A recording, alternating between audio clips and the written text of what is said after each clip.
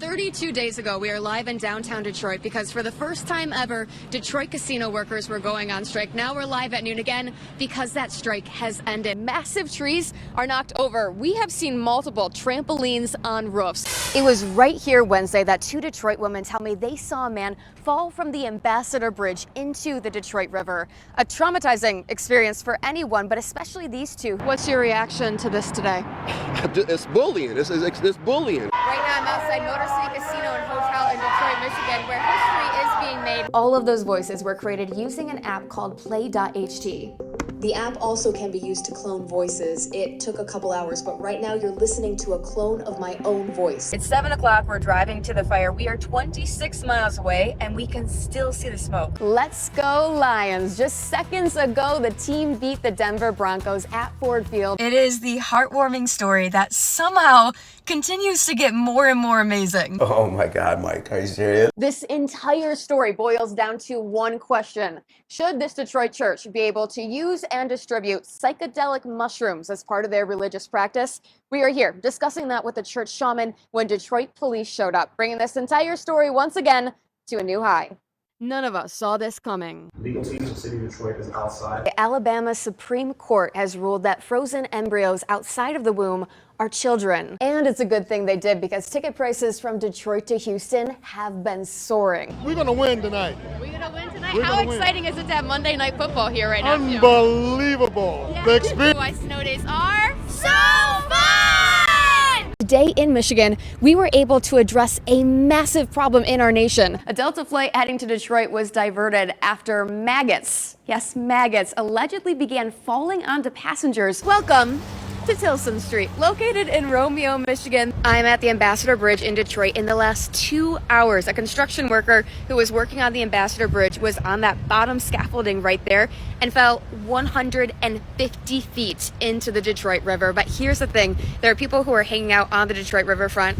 Bye, that's one of the heroes. Saw the whole thing take place, and thanks to their actions, within a matter of minutes, this man's life was potentially saved. A gentleman was up there working, and all of a sudden we saw him tumbling in the air. Hollis Davis from Detroit was one of the some people in this video who saw a mystery man fall 150 feet from the Ambassador Bridge Wednesday evening. Once he hit the water, everybody was just yelling that the guy fell in the water. Davis then noticed that the J.W. Westcott boatmail office was just feet away. We ran over and banged on the door. These guys jumped on their boat and was out there within a minute and 20 seconds. Some folks started banging on our door, screaming and yelling, telling us that somebody had fallen in the river. We raced out and we found a man in the water. The whole way, Davis and the group on shore yelled and pointed, directing J.W. Westcott Captain Sam Buchanan to where the man was. Finally, they got to him. Beaten by the impact, barely treading water, they pulled him onto their boat. And then when the boat pulled up here, and I saw the gentleman lift his head up, I was like, Jesus, he's alive. He just said that he was working on the bridge and he didn't know what happened to him. We just told him, we said, you know, you fell from the bridge and we're here and we pulled you out of the river. From the moment that the folks in the park saw him fall, I would say it was under 2 minutes we had him on our boat. In a statement, the Ambassador Bridge has confirmed the mystery man is a contract worker for them. The heroes that you see here said they had no idea who he was. All they knew is that he was a man in Detroit who needed their help. There was probably at least 20 people in this park that were all yelling and pointing towards where he was at to help us. So I thought it was pretty cool how the Detroiters just all came together to rescue this man that nobody knows. There's a lot of crazy stuff going on all over the world, but right now, I don't see it. I don't see it. According to the Detroit Fire Department, this man is now at a local hospital receiving medical attention. Reporting in Detroit, I'm Sarah Michals for 7 Action News. Wow. There are already apps available where you can use artificial voices, listen to them, or you can make one.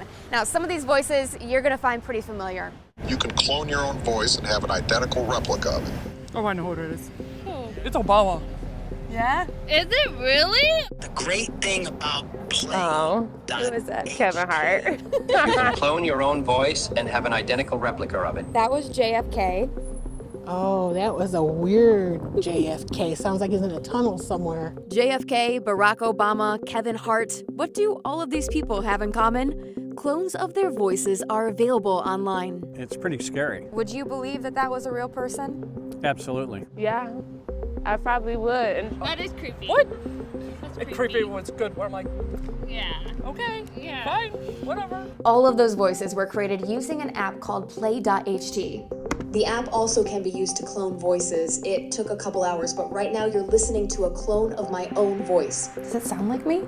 We're at a point in time with artificial intelligence where you can recreate somebody's voice after just having 3 seconds of their audio. Futurist and founder of Way, a company which educates on the future of technology, Shanae Bovell travels the world educating on artificial intelligence. She says she's not worried about voice cloning. We've been here before at many points in history, right? When the radio was invented, it disrupted so many things, and there was a lot of legitimate fear. As with most all progression, Shanae says there are pros and cons to the artificial intelligence. Pros: it can be used to give people with disabilities their ability to speak back, and it can make a lot of people's jobs easier when it comes to careers like podcasting and video creation. Now the cons. Alarm bells have been ringing as to artificial intelligence scams where bad actors have used AI voice cloning to pretend to be someone else, threatening them over the phone or attempting to gain access to bank accounts. Now, as AI becomes more advanced and more pervasive, that means things like phone calls and different video segments that we may appear or that we may see. We have to think critically about how those were generated and who is actually behind them. Shanae says there is artificial intelligence in the works to let you know if a voice is real or fake, but it can be a bit of a cat and mouse game. What you can do is call family or friends directly to confirm their identity, come up with a safe word, and be very careful with what phone numbers you pick up for, as well as with who you are sharing your personal information. Similar to when the internet came out. We all need to educate ourselves and prepare to adjust. Kind of scary, but at the same time, I think it's just the advancement of the world now. We have Siri, we have Alexa. Yeah. What is this any different to you? We really have been here before, and we, of course, will find ways to move through it. All of this may seem very futuristic, but the future is here. In Southfield, I'm Sarah Michals for 7 Action News. And then there's people that I can't believe this guy's crying over a football game. And that's true. It's funny to cry over a football game, but it was more than that. This viral moment was a very personal moment. 21 years in the making for Aaron Vicarious. My dad had season tickets in '99. Growing up in Grand Rapids, Aaron's dad, Joe Vicarious, brought him to every Detroit Lions game that he could. 2 tickets, that's it, me and him. An iron worker, Joe even helped to build Ford Field. He dreamt with his son Aaron of watching the Lions win a playoff game there. This is it. This is the year, Aaron. This is the year. This is the year. Joe repeated that phrase every year until 2004. At age 35, Joe's car slid under a semi-truck, killing him. Aaron was only 14 at the time. He's 35 himself now. There's the Lion jacket that we buried him in. So now maybe you understand these tears even more. Aaron says when Jared Goff completed that final first down, he thought of his dad immediately. It was a full circle moment for me. I don't know my dad as an adult, as a man, so it's hard to connect in moments as of late. So being there, I can be 14 again. As Ford Field erupted, Aaron knew what his dad would say. This is the year, Aaron. We finally got one. Your reaction, people have been saying that it encapsulates how all Detroit Lions fans are feeling. When you saw that response in the media, what was that to you? I started laughing. I'm like, how do I embody Detroit? I know I'm not alone. And there's families that grew up watching this team and have people that aren't here with them anymore.